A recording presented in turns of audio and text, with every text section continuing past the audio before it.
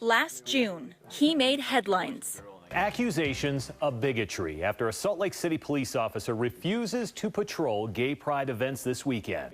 But Eric Moutsos says that's not the way it happened. It wasn't about protection or security. A motorcycle officer, Moutsos says his assignment was to perform choreographed maneuvers at the start of the parade. How I felt was that you are going to be a participant and look like you advocate this particular cause, and I don't. Moutsos says he asked to trade assignments. Trades happen almost every event. It's in our policy to trade. He says his request was denied. In discussion with him, I said, I'll still do this. I will still be there to do it. 2 days later, I was brought into one of the commander's offices. They took my badge and my gun for discrimination. 2 days after that, it was blasted all over the news. Officer refuses assignment.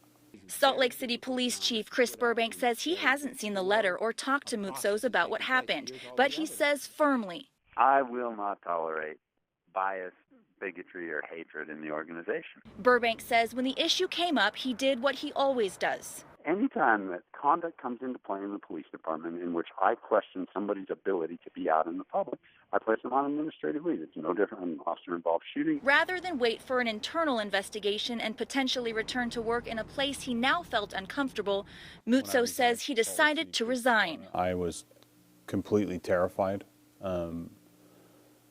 I didn't know what I was going to do. I didn't know if I was going to continue to try to be in law enforcement. I didn't think that anybody would even touch me.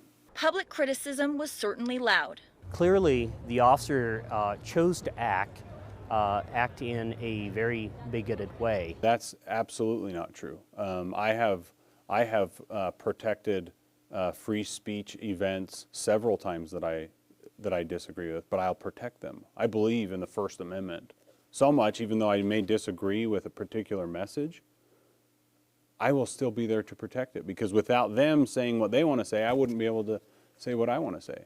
Moutsos has stayed silent for 7 months. I wanted to just hide. You know, I just wanted this to just get behind me, but I think about it every single day. You know, I haven't been able to sleep a full night's sleep. And he says with potential legislation at the state capitol to provide protection for all people and all beliefs, he felt now was the time to speak out. I feel very strongly that my message can do good.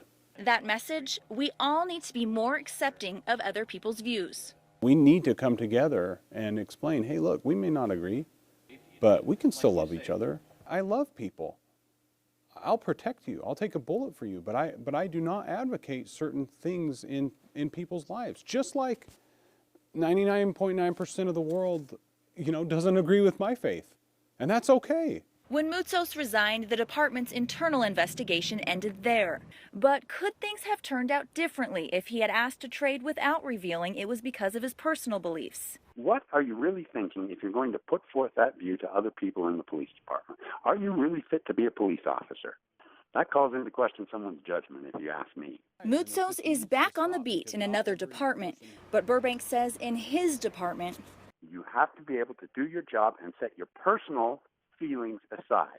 I don't think there's a possible way that I could be a police officer and check that at home, because I desperately need my faith in this, especially in this line of work. Ashley Kewish, KSL 5 News.